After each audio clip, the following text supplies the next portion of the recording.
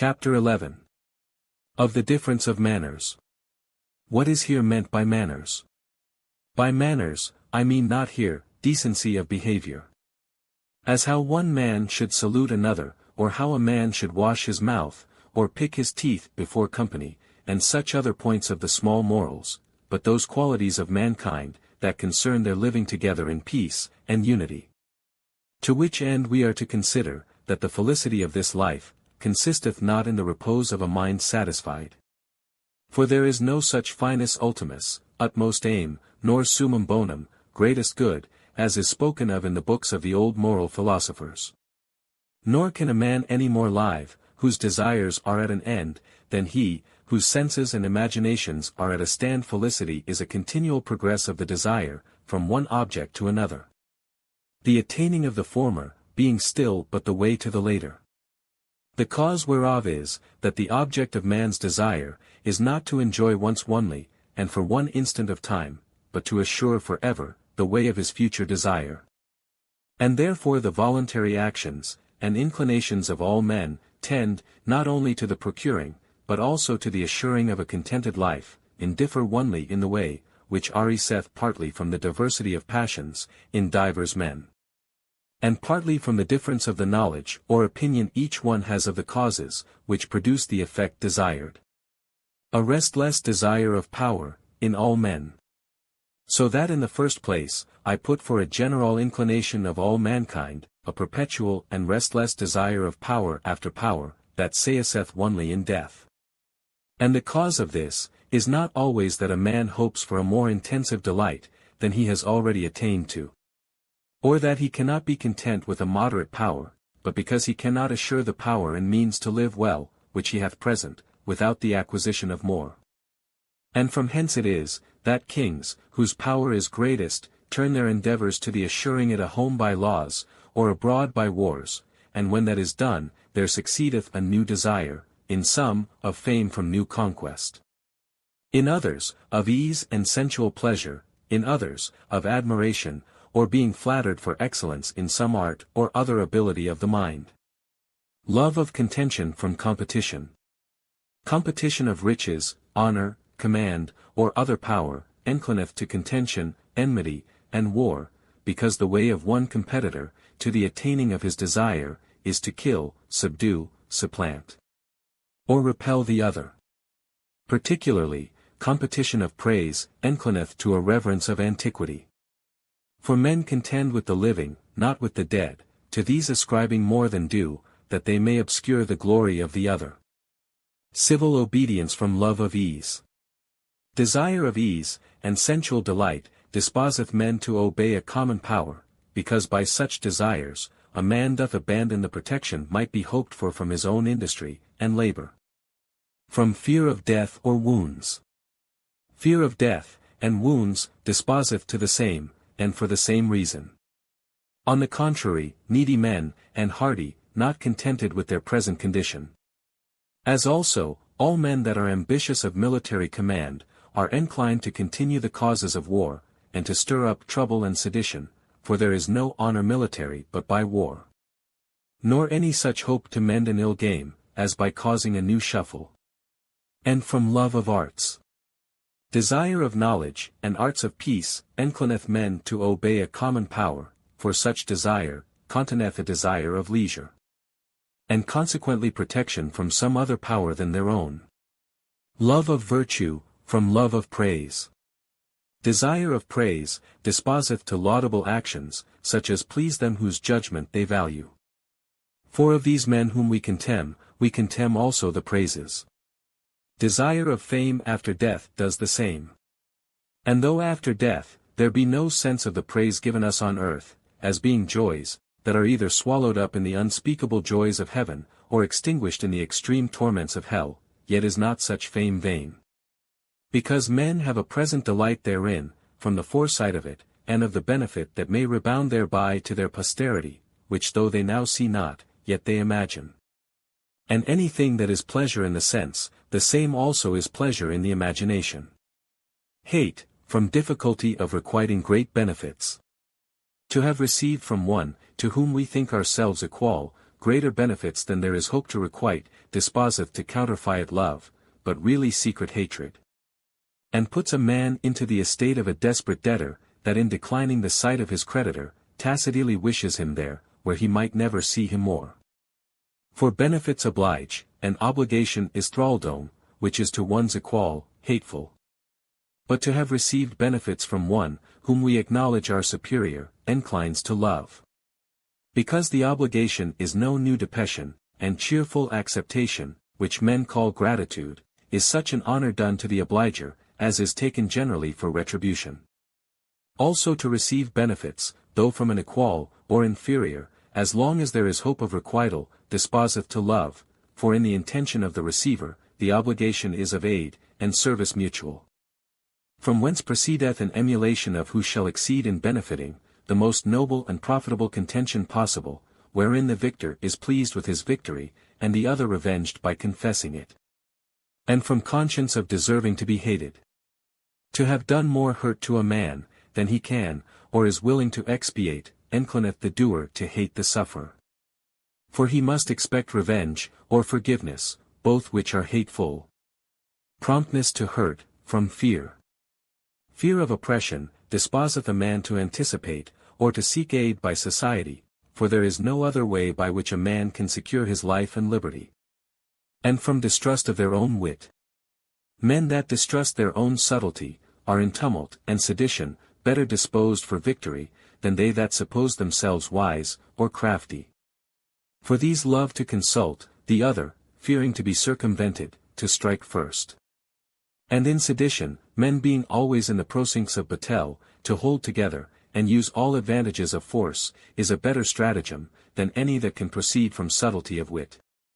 Vain undertaking from vainglory.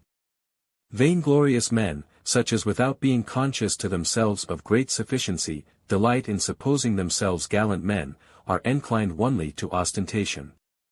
But not to attempt, because when danger or difficulty appears, they look for nothing but to have their insufficiency discovered. Vainglorious men, such as estimate their sufficiency by the flattery of other men, or the fortune of some precedent action, without assured ground of hope from the true knowledge of themselves, are inclined to rash engaging.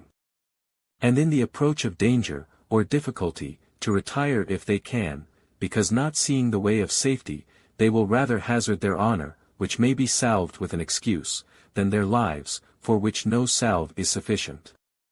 Ambition, from opinion of sufficiency. Men that have a strong opinion of their own wisdom in matter of government, are disposed to ambition. Because without public employment in council or magistracy, the honor of their wisdom is lost. And therefore eloquent speakers are inclined to ambition. For eloquence seemeth wisdom, both to themselves and others. Irresolution, from too great valuing of small matters. Pusillanimity disposeth men to irresolution, and consequently to lose the occasions, and fittest opportunities of action. For after men have been in deliberation till the time of action approach, if it be not then manifest what is best to be done, 'tis a signa, the difference of motives, the one way and the other, are not great, therefore not to resolve then. Is to lose the occasion by weighing of trifles. Which is pusillanimity.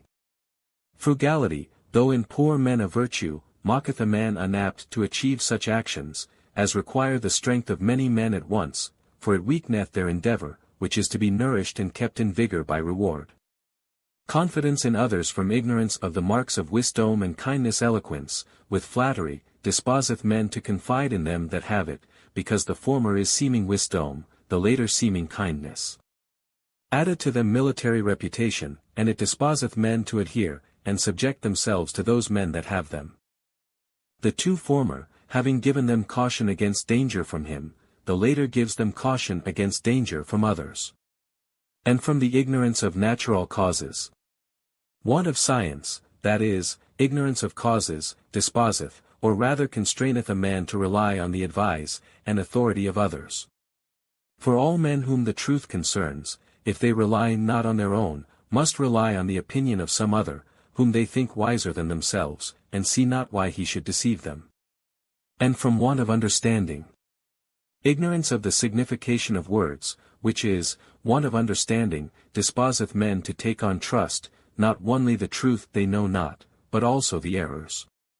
And which is more, the nonsense of them they trust, for neither error, nor nonsense, can without a perfect understanding of words, be detected. From the same it proceedeth, that men give different names, to one and the same thing, from the difference of their own passions, as they that approve a private opinion, call it opinion. But they that mislike it, heresy, and yet heresy signifies no more than private opinion, but has only a greater tincture of choler. From the same also it proceedeth, that men cannot distinguish, without study and great understanding, between one action of many men, and many actions of one multitude. As for example, between the one action of all the senators of Rome in killing Catiline, and the many actions of a number of senators in killing Caesar.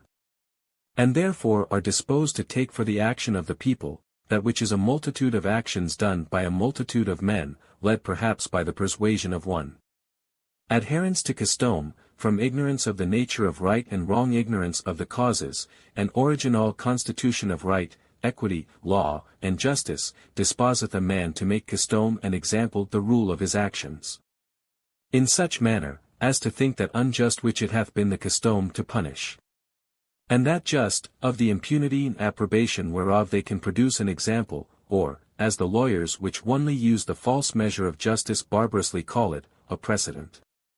Like little children, that have no other rule of good and evil manners, but the correction they receive from their parents, and masters, save that children are constant to their rule, whereas men are not so. Because grown strong, and stubborn, they appeal from custom to reason, and from reason to custom, as it serves their turn.